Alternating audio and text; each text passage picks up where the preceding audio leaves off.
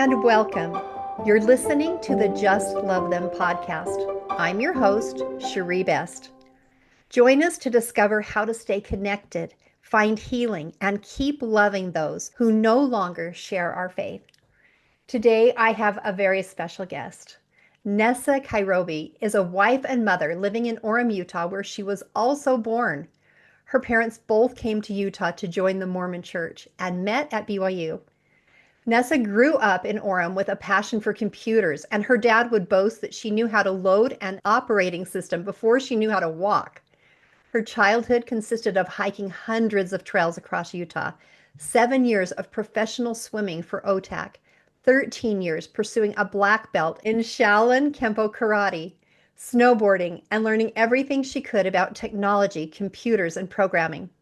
That passion of technology drove her to pursue the hardest computer science degree at Utah Valley University, where she was the first female to graduate with a bachelor's in computer theory in 2006. That same year, she married her husband, Corbin Hadley. In 2007, Vanessa was the sixth female engineer to be hired by the ICS department at the Church of Jesus Christ of Latter-day Saints to help build the online tithing program. She has two beautiful children, Skylar and Cora, who she homeschools today through their middle school programs. Nessa helps run a nonprofit she started called Hope for Fertility and is also about to start her 15th year as a professional belly dancer for Desert Goddess Dance Company.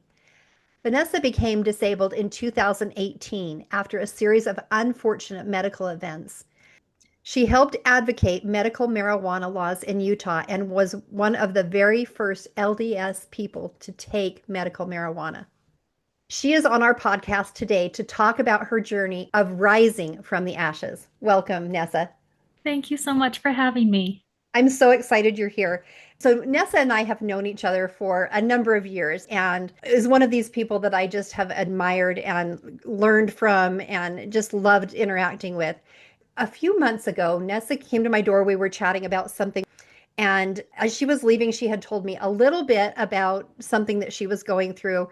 She said something to me that literally like sent a lightning bolt through me. And what you said, Nessa, was you can't choose your trials, but you can choose your attitude.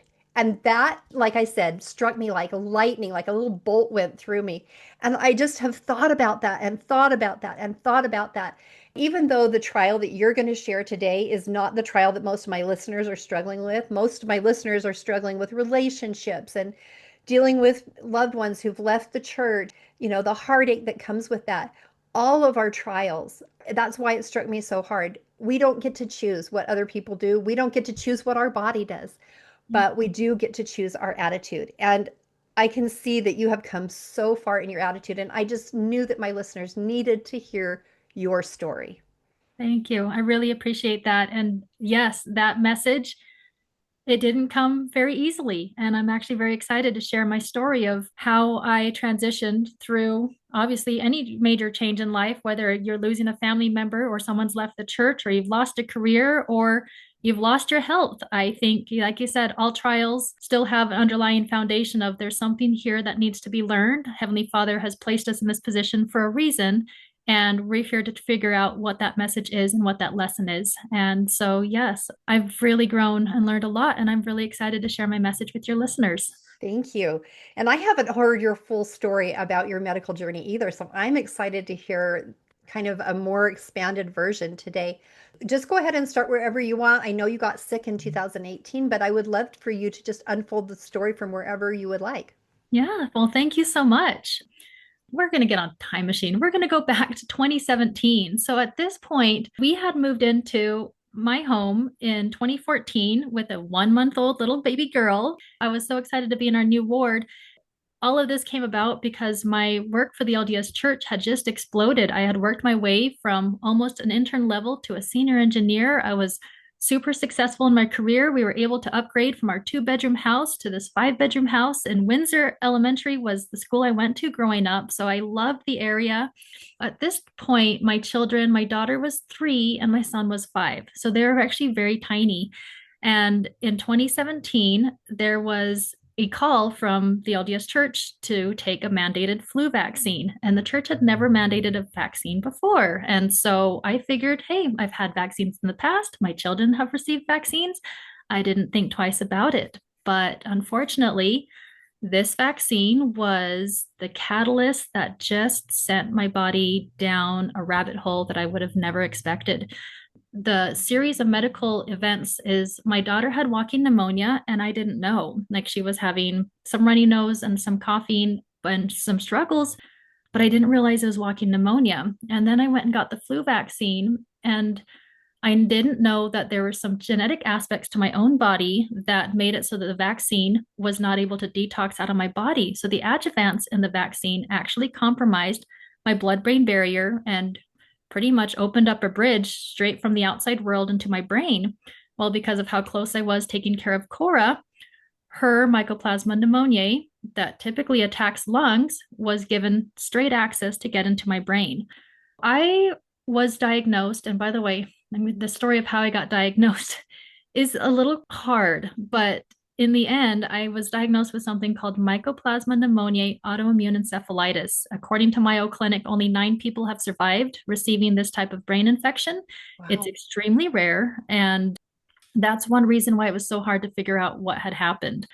Let me backtrack to one of the very first symptoms. Technically, I went 2 months, and I'm grateful because this is a very slow moving bacteria. So the symptoms came on very slowly and very subtly.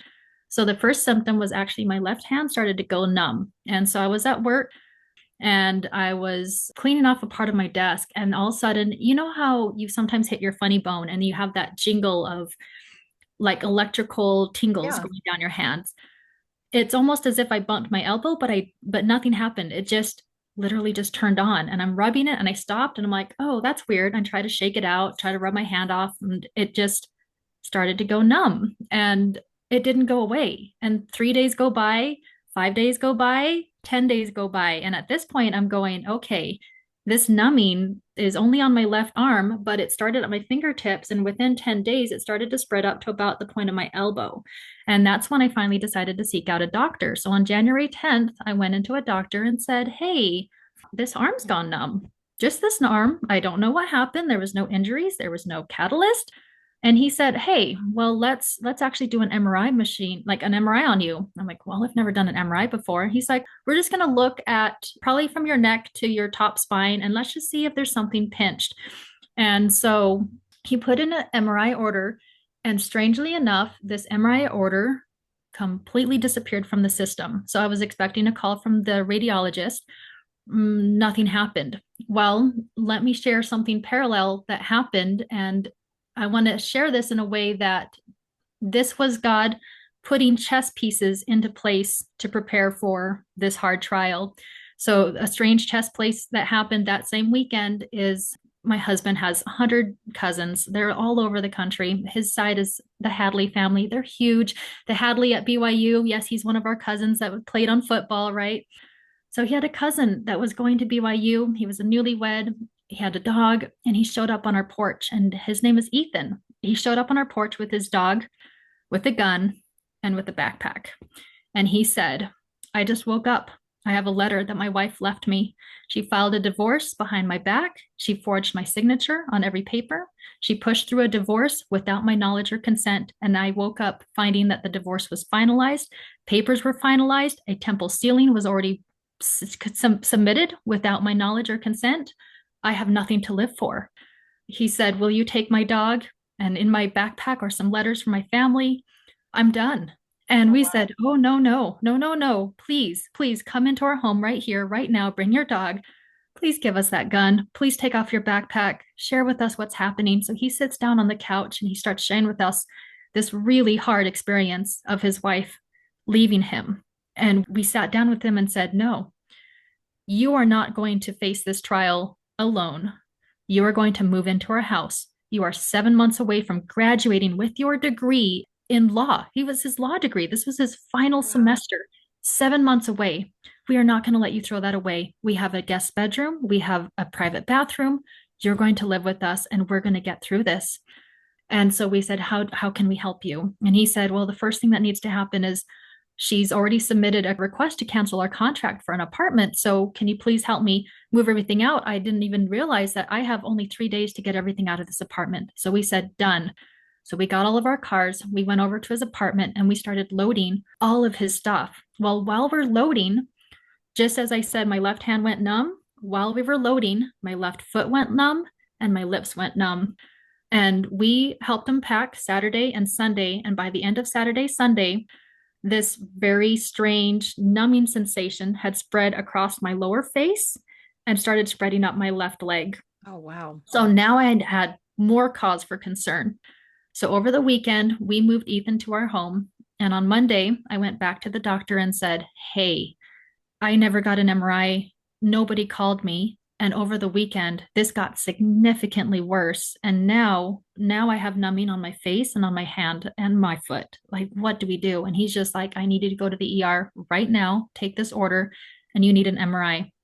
The hospital couldn't take us in that day. So we actually drove all the way down to Payson, which was the only place that had an MRI available that day. And when I was getting my MRI ready, the radiologist came up and asked me to sign a paper. And I said, well, what's this? He's like, oh, we're going to inject a perfectly safe, haha, that should have been the keyword, perfectly safe agent into your body. Don't worry, you're going to pee it out in 3 days. There's no side effects. This is very routine. And I'm just like, well, what does it do? Oh, it makes it so that your images are much clearer. We'll be able to see faster and easier what your problem is. Well, if somebody says that to you, why would you have any reason to say no, right? Exactly. So I said, all right. I mean, and you got to understand, up until this point, I'm a perfectly healthy, let's see, 34-year-old at this point. I have never had any major surgeries, no major hospitalizations. Mhm. I'm not even on any prescription drugs. I am at the pinnacle of perfect health. I took that for granted. I'll just say that right now. I took that for granted. So they put me in the MRI machine. They put an IV into my arm. It's a 2.5 hour long order because he Wow. does a full scan of my brain and then he does a full scan all the way down my spine. And the MRI machine, it just takes slices using big magnets that roll around your body. It takes tiny little slices, and to move the machine down your body, it takes, as I understand, 15 to 20 minutes to do about 2 to 3 inches of your body. So when you ask for a scan from top of your head to, your scrotum, you're like, that's a long scan. So I was in that machine for 2.5 hours.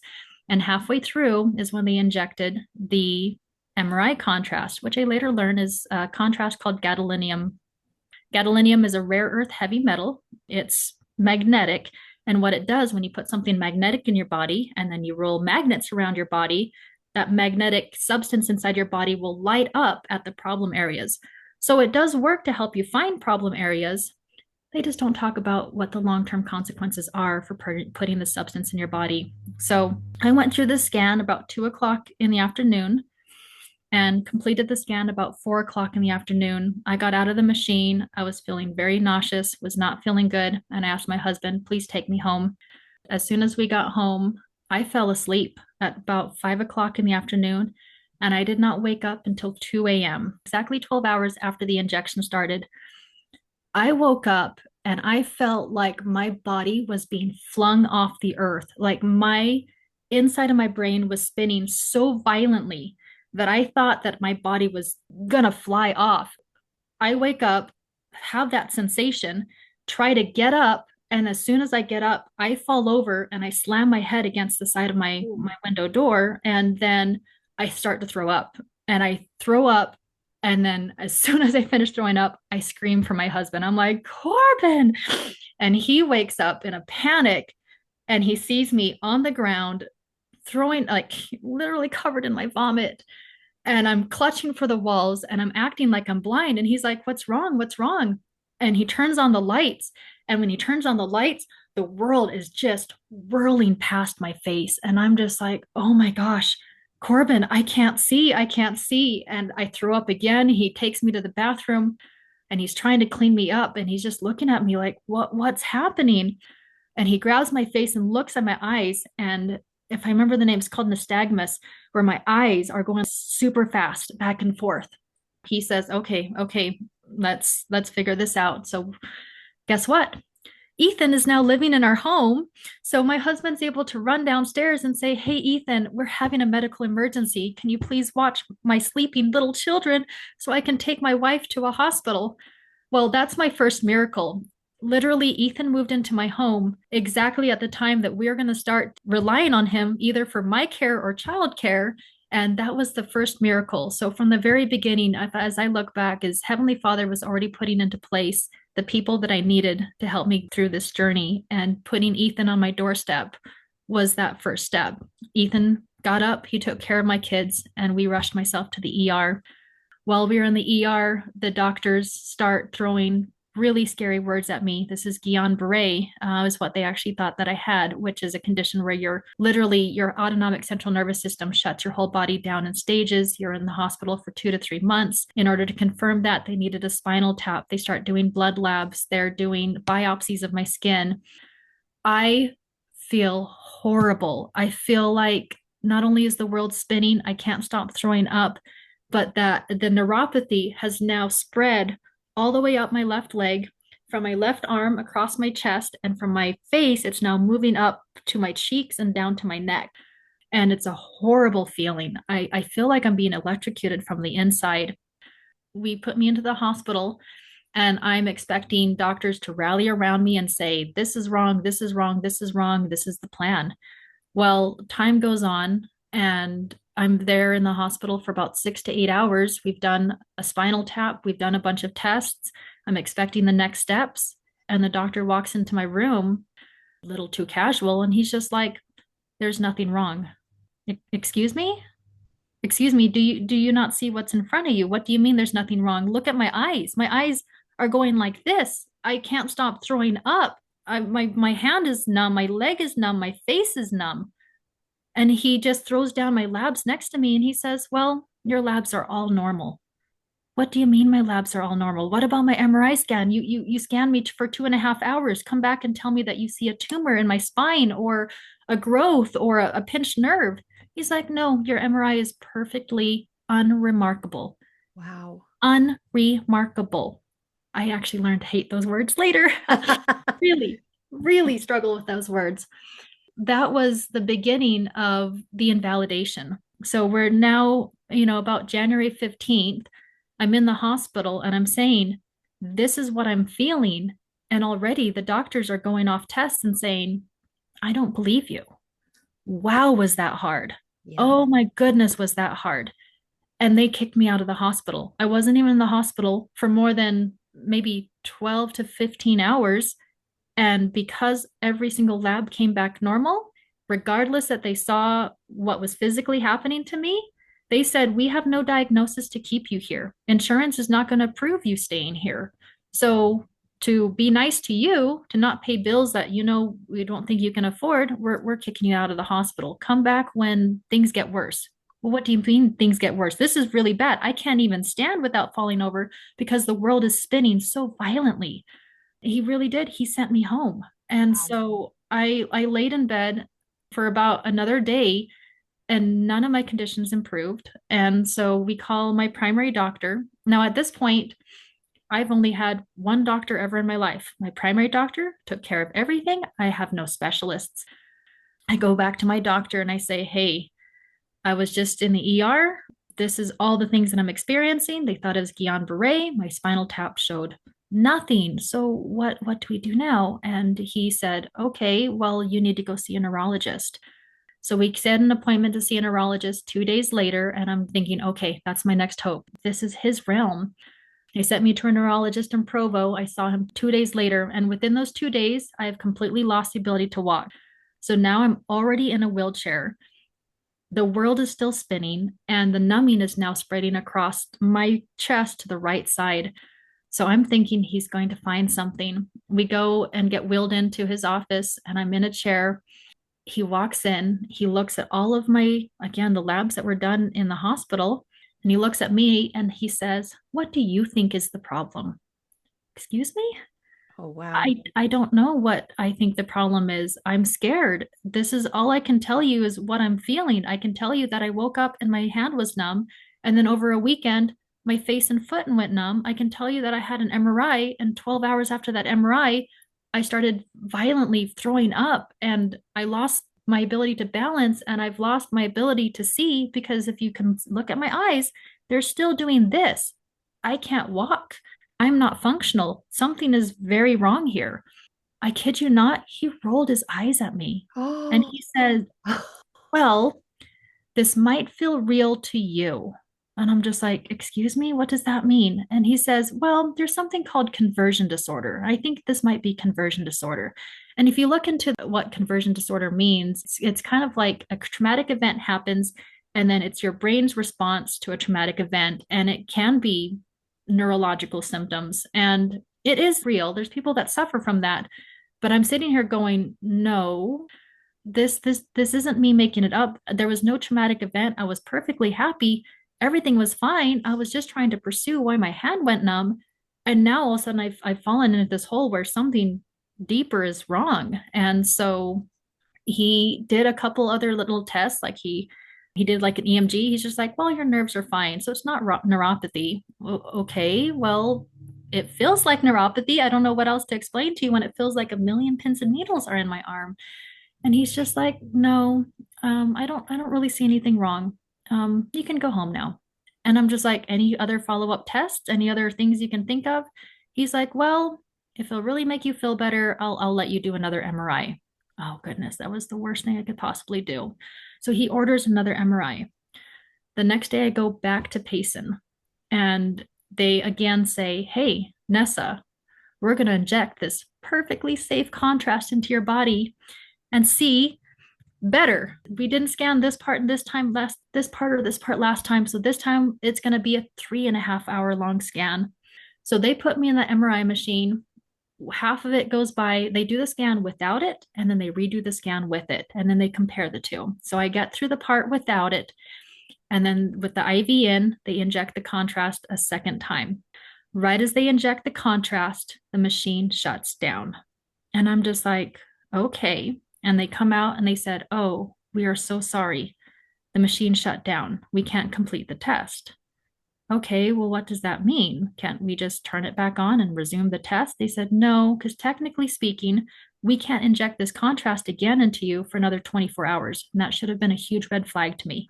What do you mean you can't inject this into me? You told me it's a perfectly safe substance, but now you're saying that you can't inject it into me that often. What do you propose?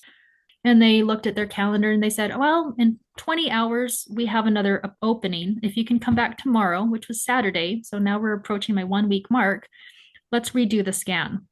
So I come back the next day at the 20-hour mark. We don't redo the hour and a half first part, which I'm grateful for because we've completed that scan. So we go straight to putting an IV in my arm, putting me in the MRI machine, turning it on, and then again injecting that contrast into me. As soon as the contrast went into my body, I literally felt like a piece of pizza in a microwave. Like my entire body erupted in flames. And I silently clenched my teeth and closed my eyes. And you can't move in an MRI, and silently cried for an hour and a half, feeling like my body was literally being microwaved to death in this MRI machine. And I never once thought to like raise my hand and say, look, stop the test. There's something so wrong. I feel like I'm on fire. I didn't have the courage to do that. I didn't have the courage to speak up. I was simply taught to trust the medical professionals, trust the test. And so I did. I pushed through that scan. And let me tell you, about 2 hours after I came out of it, I started having seizures. And so we get out of the MRI machine. I'm even in a worse state. It took 4 people to pull me out of the machine. I'm out of it. I'm half screaming. I'm half crying. I'm throwing up. I'm not quite there. I'm not understanding what's happening. They pull me out. And instead of sending me to the hospital because I'm worse off coming out than worse in, they just turned to my husband and said, oh, it's probably the contrast. We might have given her too much. That should have been red flag number 3. We might have given her too much.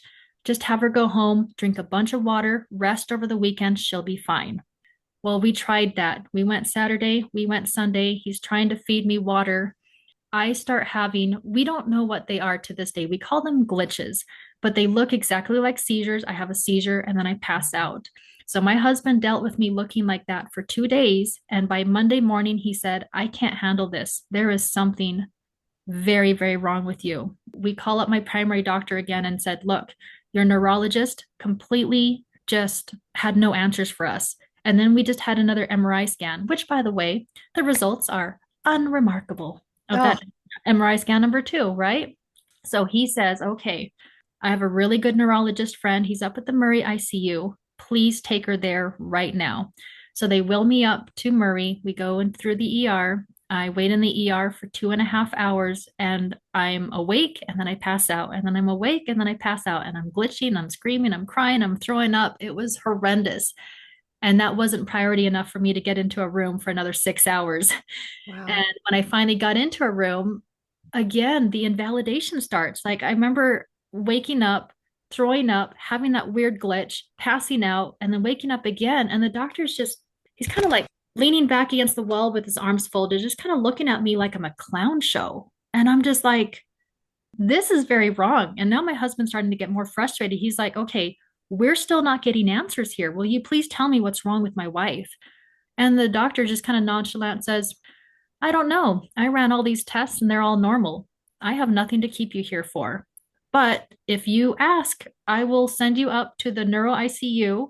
If you think these are seizures, we can hold her for 48 hours. We can put all those electrodes in her head and see if these are real seizures. Okay, that's something. Yes, please commit me to the ICU. So I get transferred to the ICU and sure enough, they glue like 100 wires into my head and they start a 24-hour period of monitoring. And during this time, they take more blood tests. And at the 36-hour mark, I'm having these weird seizures and passing out. They're being captured. And they come back in and they're just like, well, we can see that something's happening, but they're not real seizures. And because what we're seeing on the machines are not real seizures, there's no reason to keep you here. So we're just going to send you home again. And I'm sitting here going, okay, look, I have not eaten in 4 days. I can't stop throwing up. I'm in so much pain. I'm now having these weird seizures. And you're telling me you have nothing to keep me here for? Is the state of my physical body not enough for you to who's that doctor that solves all those crazy weird problems on TV show, right? Dr. Gray or something. I thought everybody would be rushing around me to solve this medical mystery and figure out what's happening. But the second that their tests came back normal and their scans came back unremarkable, they gave up and they just wanted to get me out of their hair and move on to the next person and send me home. So this is when starts a 3-month journey to first figure out it's going to take 3 months. It's now January, and I actually don't get this diagnosis until March. So January, February, and March, we start this whole campaign of going doctor to doctor to doctor, doing test after test after test. And during this time, I ended up with another MRI scan. So now at this point, I've now had 4 MRI scans with contrast. And I'm writing in my medical journal and I'm not paying attention. I'm so blinded just looking down at the fine details of had an MRI, I have these symptoms, had this MRI, I had the symptoms. If I had just taken a step back and looked at the big picture and been like, wait, all of these new symptoms happen right after an MRI. And I never questioned the MRI until later. At one point, I lost the ability to eat. I lost the ability to talk. I could no longer balance. I could no longer walk. They were willing to give me therapy. And so they threw me into therapy to try to heal me, speech therapy, therapy to learn how to swallow. So my ability to swallow completely shut down. So I had to manually swallow by putting food in the back of my throat and then like pushing my head right and left while holding my breath to push the food down my throat. Granted, I wasn't eating very much food. I had gone from 140 pounds down to about 105 during these 3 months. And anytime that I felt like the seizures were getting too bad, or the numbing was getting more aggressive, or the vomiting was getting too aggressive, I would go back to the ER, talk to another doctor, hope for more answers, and again be thrown away.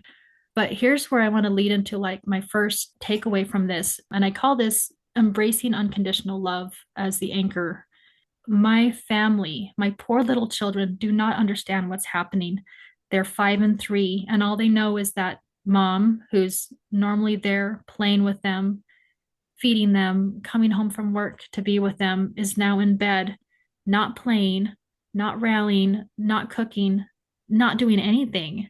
In my darkest days when I was bedridden and terrified, my family wasn't trying to fix me. They just showed up. And that was the most important thing for me is they simply showed up. They loved me through the mess. They loved me through the hospital stays. They loved me through the changes.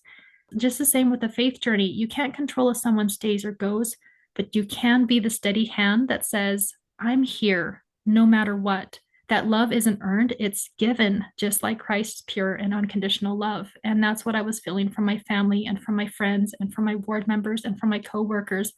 So much love from our heart attacks on the door, from my ward bringing me meals to people coming over and sharing their experiences so I could have something else to research, giving my husband advice. One thing that was really so hard for my husband is he was 5 when his mother passed away from skin cancer. I was thinking that I was going to die because the state of my body was so severe. I was losing so much weight. And I kept thinking, how unfair, Heavenly Father. You took my husband's mother away. And now you're going to make him experience this again as a father and as a spouse. And that made me a little angry. And I want to tell you that at this point, my faith was not very strong. I was very angry to not understand why were answers not being found. Why was my husband chosen to go through this trial as well? Yes, it was a trial for me, but this was such a trial in my family.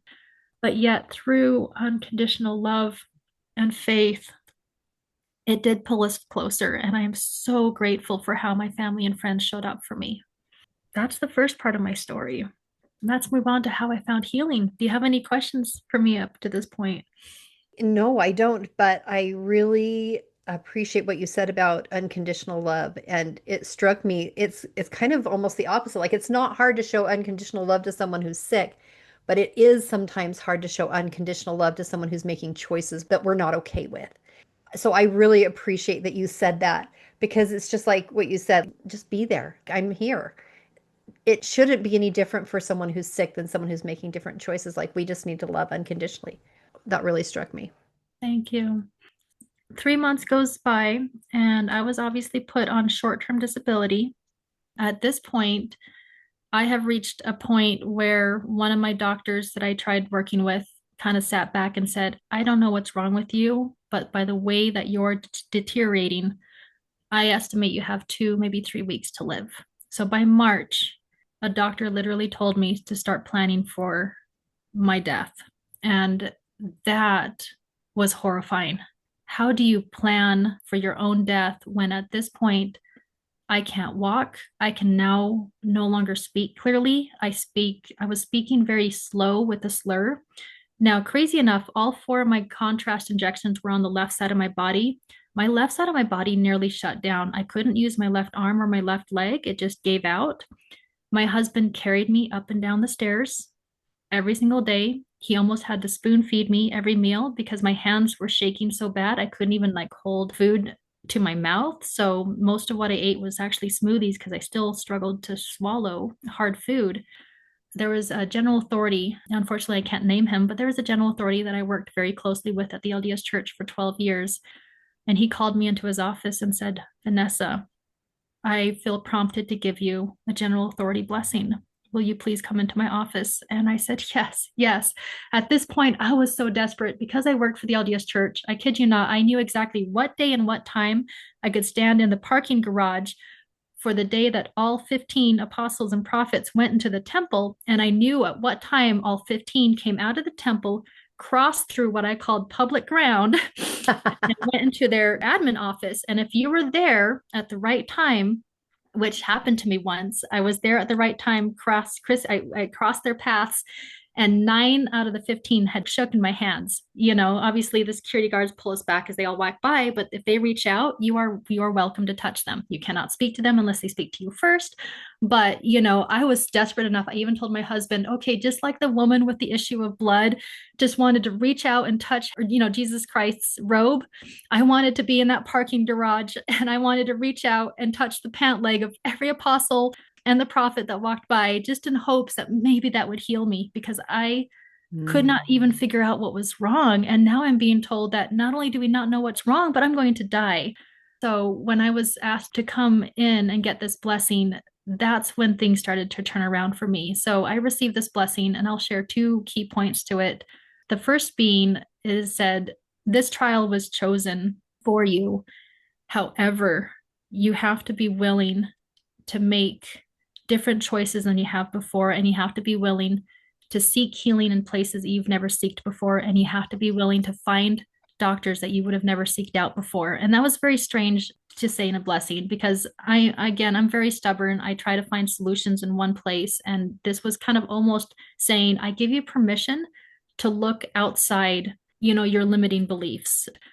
And then the second part kind of caught me off guard. It's a very precious part, and it says, you were chosen to know the pain of Christ.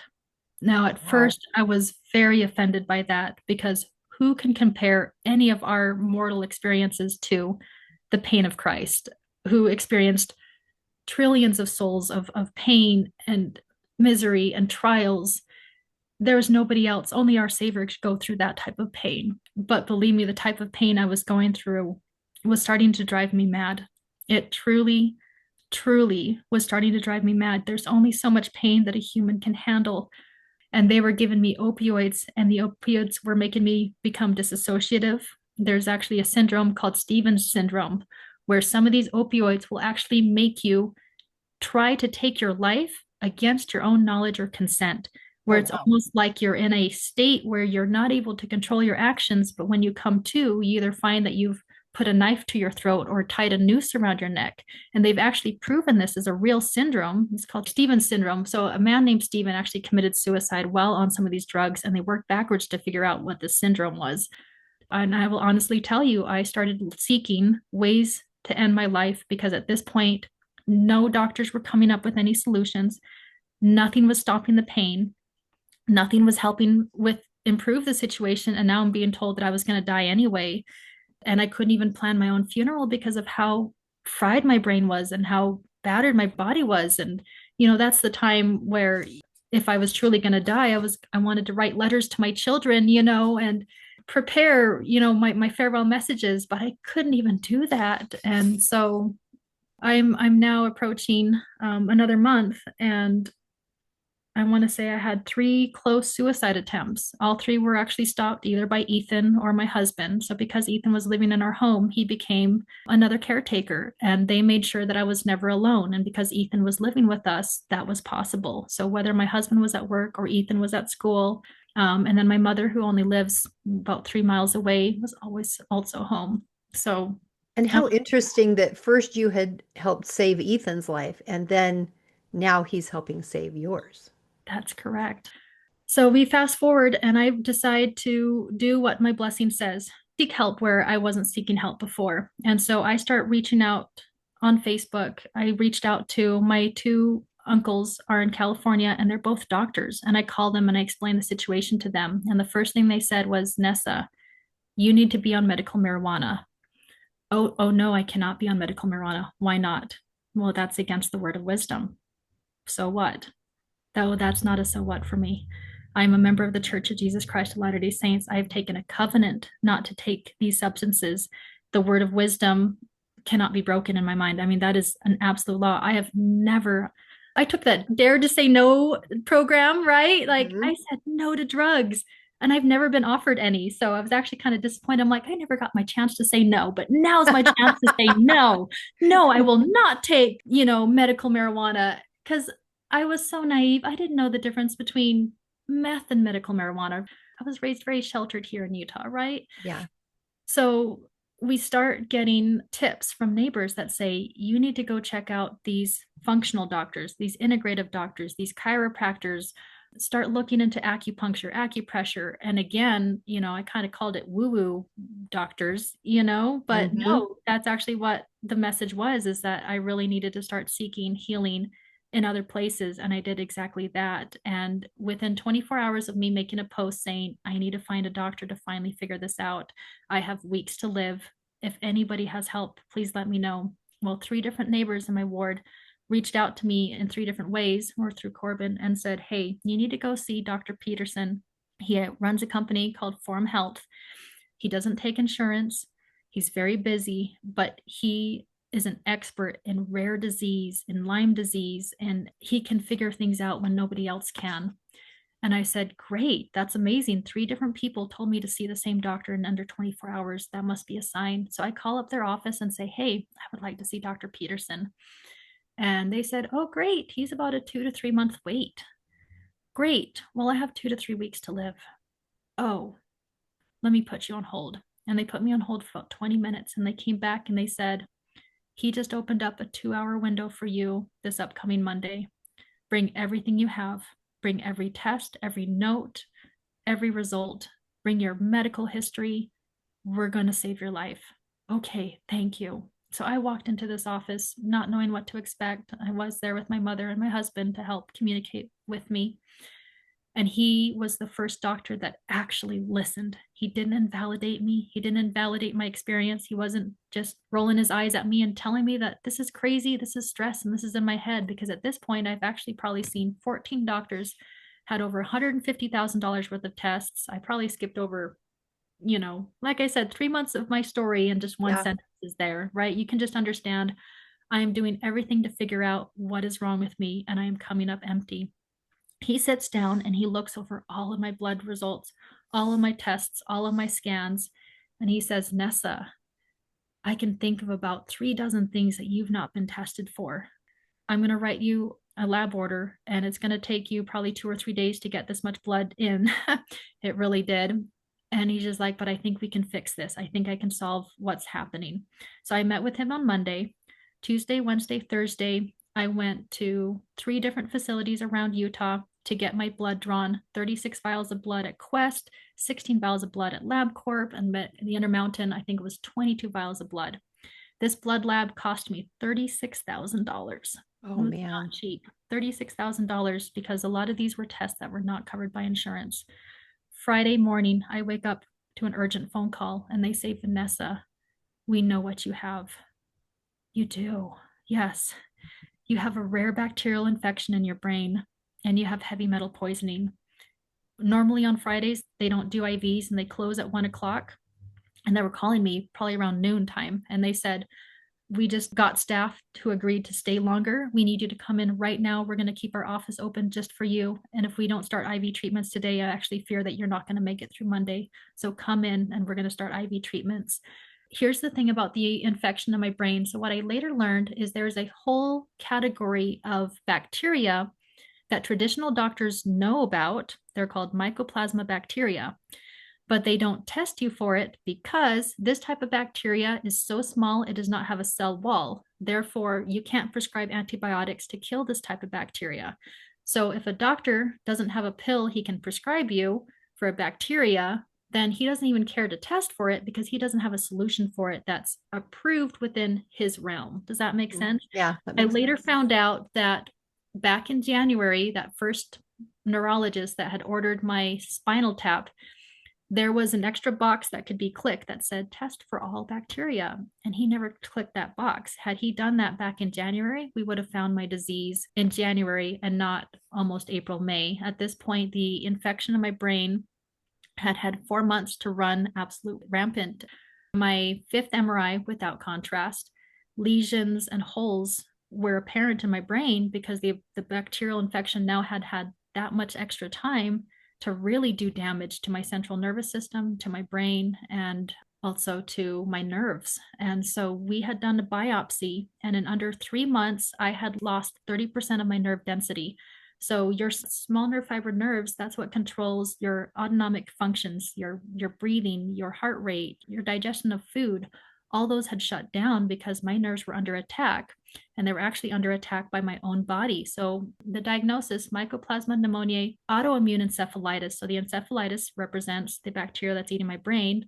The autoimmune response was my body could not fight against that bacteria. My body went crazy and my immune system turned on myself, and my own immune system started to attack my central nervous system.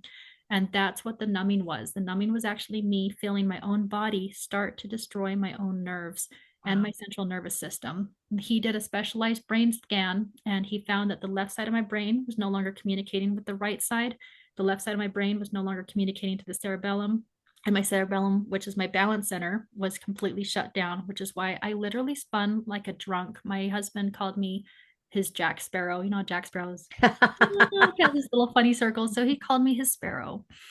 But this doctor saved my life. We started treatments. That's when things started to turn around. And right before this, as I mentioned, medical cannabis, probably a week before I saw this doctor, right before my birthday, I did try to take my life.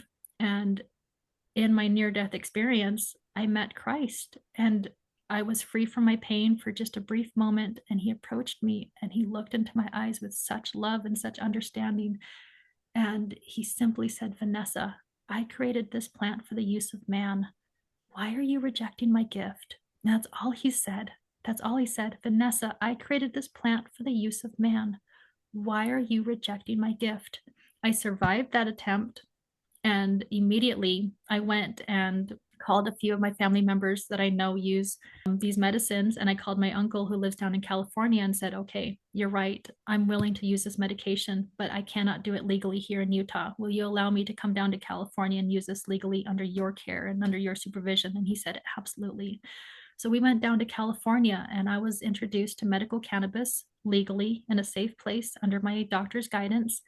Within 3 days, I could talk again. I could talk clearly. My state of mind started to come back. I was actually able to stand without falling over with only being on this medication for 3 days. And it was incredible.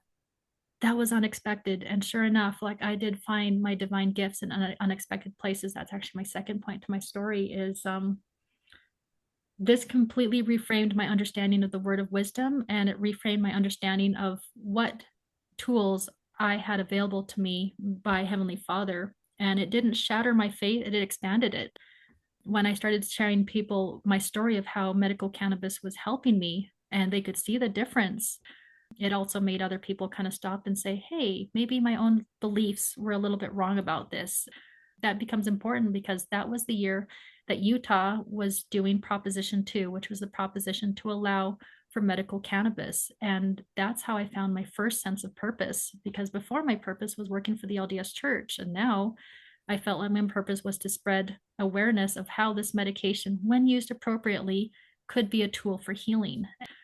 And again, can you misuse your Xanax? Can you misuse your opioids? Can you misuse your 20th can of Coke that you drink for the day? Yes, you can absolutely misuse medical marijuana is what I tell people, but we have agency to use these tools of healing righteously and in an approved way or not. And that's what I simply told people is this is what I chose for my healing journey. And it was very beautiful to see how many people were willing to let go of their judgments and simply accept me for that healing journey that I had chosen. At what point were you able to change your attitude? Because, you were so desperate and so unhappy that you wanted to not live anymore. Correct. And I understand how life-changing that cannabis was for you. Well, I don't understand, but I appreciate how life-changing it was for you. How did you change your attitude through all of this? I mean, I know you're going to talk about this, but I know you haven't completely gotten your health back. And I would love to hear more about that. This is where I started reframing my trials as shared purpose. When I started going to the IV center, I had to go 5 days a week for 18 months straight. And that's where things changed for me, 18 months. So, by the way, once we found out that the heavy metals in my body, I told you the first diagnosis was the encephalitis. The second thing that we picked up on is we found out through a genetic test that I have MTHFR, which is a genetic disorder where my body cannot detox appropriately. Every time I was getting an MRI machine, the MRI was giving me an injection of something called gadolinium. Gadolinium is mined with uranium. That's not good, by the way. And then they take this and they put it in a bubble because they know it's highly toxic for your body. And that bubble is called a chelator, and it's supposed to protect your body from being exposed to gadolinium and uranium. They actually medically can't even remove the two. And I wish they would say, hey, we're about to inject uranium into your body. It's perfectly safe. If they would say that to me, wouldn't you question that logic? Excuse me? I'm not aware of any situation where injecting uranium and gadolinium into my body is perfectly safe. They don't use those words. They don't want you to know what's in the contrast. Crazy enough, another thing was happening at the same time. Chuck Norris himself His wife, Gina Norris, had 7 MRIs and she almost died. And so what actually helped us is I'm sitting in the room with my mother and one of those commercials come on. If you or your loved one had an MRI and are experiencing these symptoms, please call our law firm now.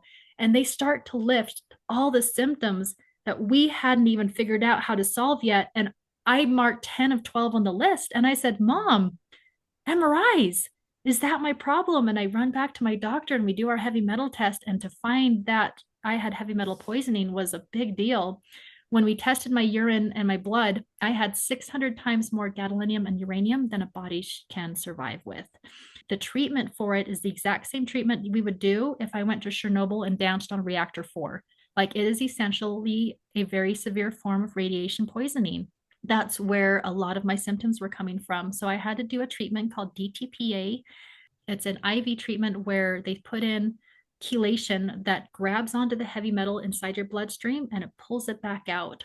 And every time you do one of those treatments, you actually risk your organs going into shock and failing, because when your body is pulling that much metals, it has to pass through your liver and kidney. And sometimes your organs can't survive when these metals pass through. So then they have to give you a high amount of steroids. So what happened is I got a high dose amount of steroids for 18 months. And by the end of that 18 months, they had completely destroyed all resemblance of my endocrine system and my immune system. So we had to destroy my immune system, and my body stopped creating every single hormone in order to get this metal out of my body. And at this point, I was put on long-term disability. The church had pretty much accepted that I was not coming back. Doctors now had diagnoses that allowed insurance to pay for some of my treatments within the doctors, but the rest of it, I'm approaching $200,000 in my medical journey of how much money this has cost me to try to overcome this. But through being in the IV clinics day after day is when my outlook changed, because I was surrounded by people that used their sickness as their identity, and they would come in and be so sad and so down, and I couldn't handle that. My soul just kind of rejected that outlook of life, and so I almost went complete opposite and went above and beyond to be like, I'm going to smile even bigger. The harder that they cry, the harder I'm going to try to make them laugh. I'm going to try to connect with them. I'm going to try to find positives. And I kind of became kind of a mascot in this IV center to bring positivity and light. And I kept telling them, you can't control what's happening to your body, but you can control what you're going to do about it. You can control your behavior. You can control your attitude. You can control your self-positive thoughts.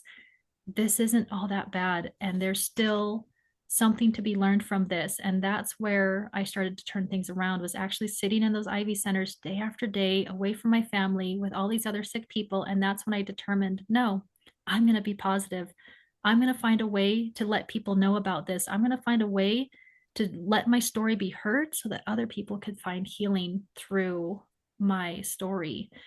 That's where, like, one of my final points is just grace for the invisible struggles.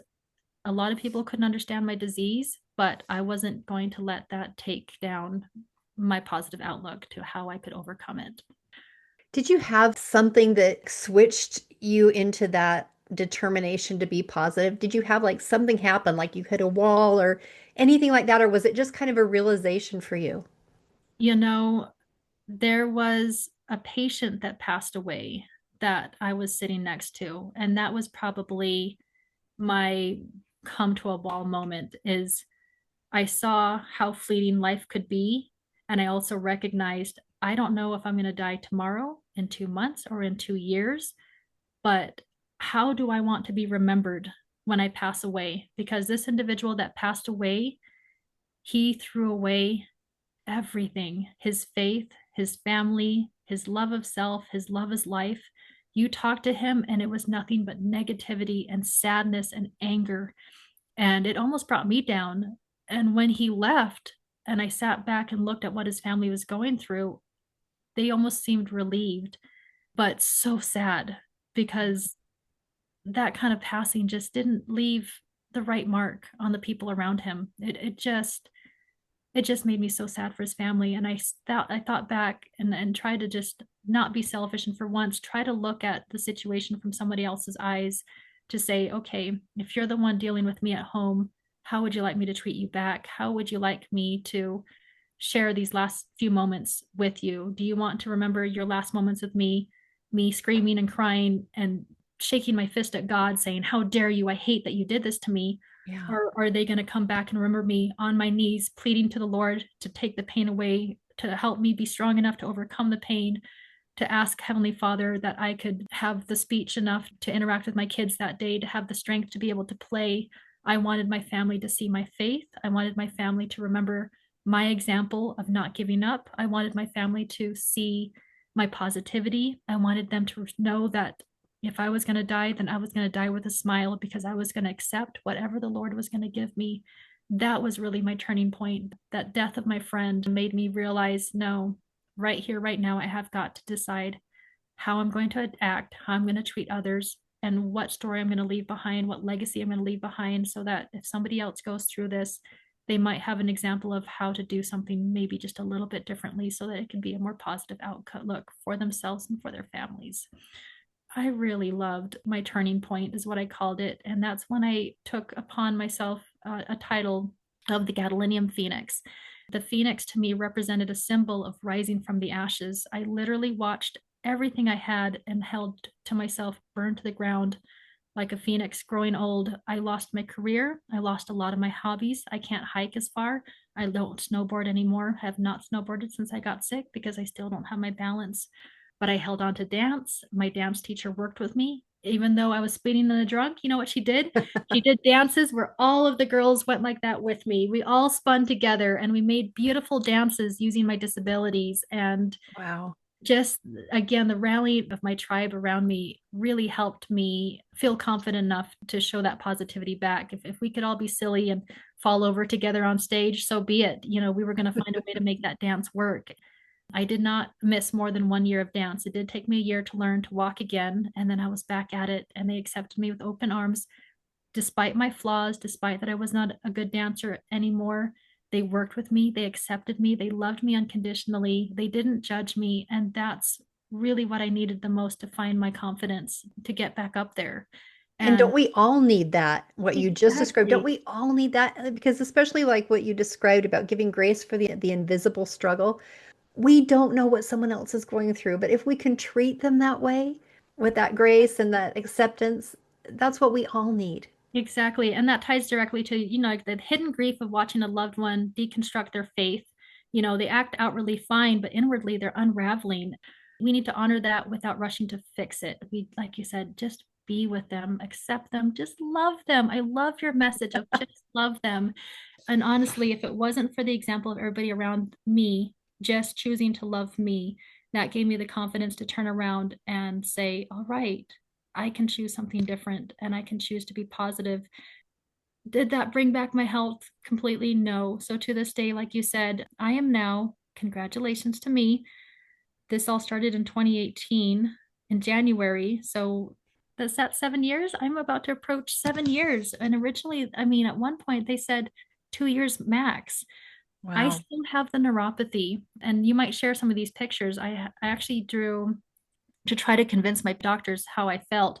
I had an artist draw 3 pictures of me, one of me on fire, because that's how I felt, like my skin was on fire, one of me, you know, kind of squirming, and it shows all these needles sticking out of my skin, and then a final picture of me as the gadolinium phoenix, where I'm standing there and you see below me just a pile of bills and medicines and prescriptions and IV poles, and I'm standing there with my big strong muscles showing my pick line and my port, and I've got a phoenix rising from behind me, you know, rising from my soul.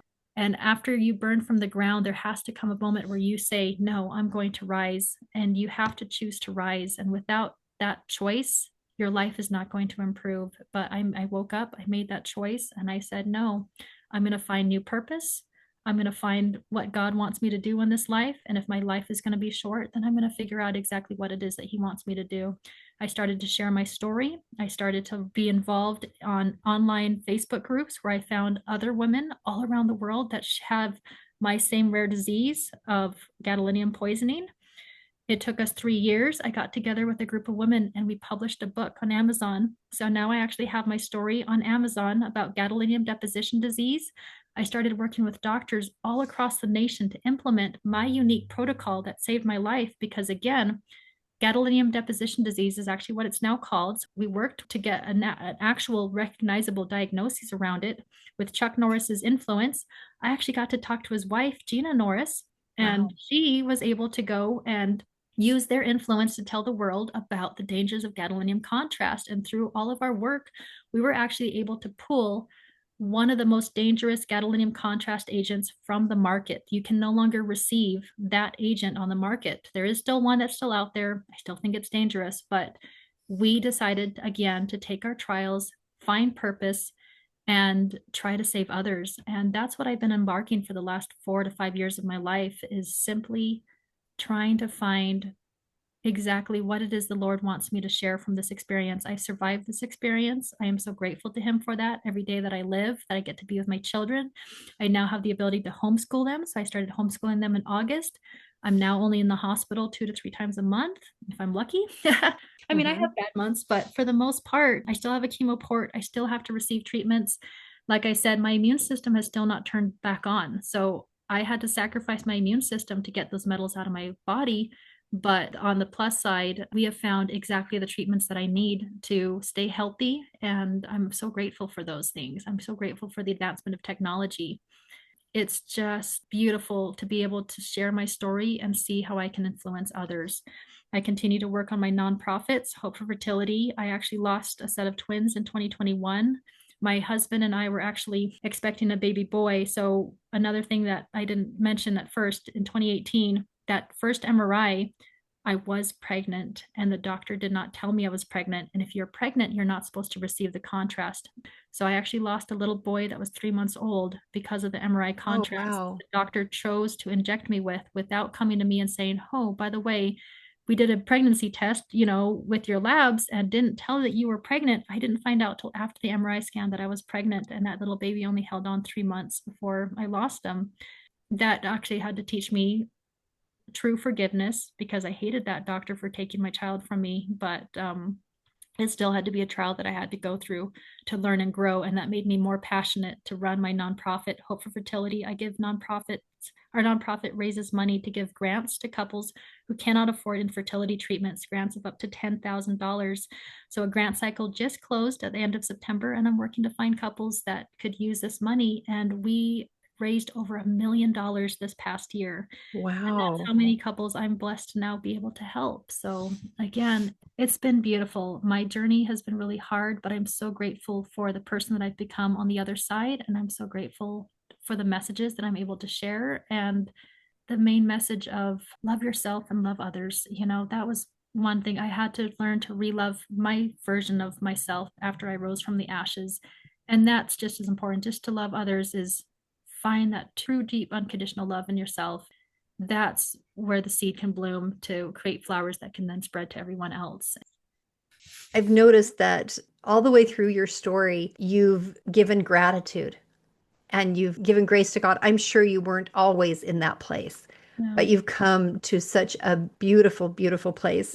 It's really inspiring to see that because a lot of times when we're in the middle of the hardest part of our trials, and for my listeners, a lot of that is heartache. It's yeah, heartache over our loved ones. We watch self destruction happen, or we watch loss of faith happen, or we watch different choices happen that hurt our hearts. You've come full circle on learning to trust God and learning to have a good attitude and learning to see the good. I mean, you could be very bitter right now. You still are in the hospital several times a month. Your life is still so altered because of what happened to you. But the forgiveness that you've given and the grace that you've given and the gratitude that you're finding, it's just made your life completely different than it could have been. Like you could be a completely different person right now. And I absolutely. think that that's true for all of us. Like we're all going to have trials. None of us gets out of this life without some Yeah, probably pretty hard stuff to go through. God's exactly. in charge of that. And we can either be bitter or we can get better. And Yeah, I love that you're like such a beautiful example of someone who has gone through. If anybody I know has a reason to be bitter, it would be you. And yet you're not. You're positive, you're happy, you're grateful.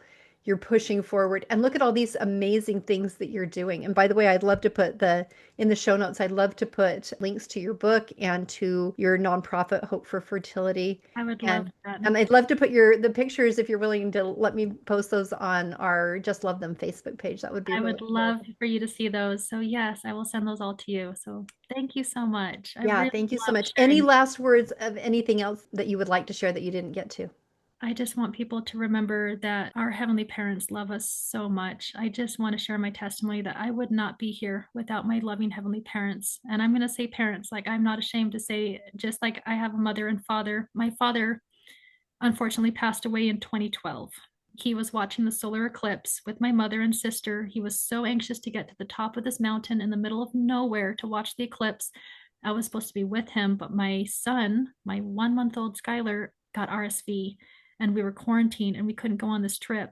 But they had called me and said, "Hey, we're going to watch the solar eclipse." And then just then, my dad had a heat stroke and he passed away. That was one of my first challenges. I felt my father through my experience, not just my earthly father, but my heavenly father, both of my fathers. And because of his death was actually how I had access to the money I needed to pursue the treatments to save my life. Wow. I just want people to know that they are never alone. Even in the darkest moments where I felt like nobody would see me, nobody would validate me, my heavenly parents did every single time. And that was enough. I knew that what I was feeling was not fake. I was not crazy. They knew how I was feeling. They knew what I was going to go through, and they had a plan for me to overcome it. And I simply had to trust in that plan. That's what I'm so grateful for, is that I have heavenly parents to rely on, and my Savior Jesus Christ, who went through the pain that I went through and gave me the blessing to feel that pain, because it did change me. And I'm grateful for that experience. I do hope it's not an experience that everyone has to go through to know that level of pain, but I do consider it a personal blessing in my life today because of who I've become because of it. Do not shy away from your pain, because it might become your greatest blessing. And do not shy away from your heavenly parents. They love you unconditionally. That's just eternal truth right there. And thank you again so much for having me share this story with you. Nessa, thank you so much for being here. I've gained so much by listening to you today. It's been a real blessing to have you here. And for my listeners, I hope you've gained a lot too. Thank you for listening. Just a reminder that there's so much support out there for you. In addition to this podcast, we also have the Just Love Them Facebook page where you can link arms and share in a safe space with those who've been there too or going through things. I hope that you will join me again next time for another episode of Just Love Them.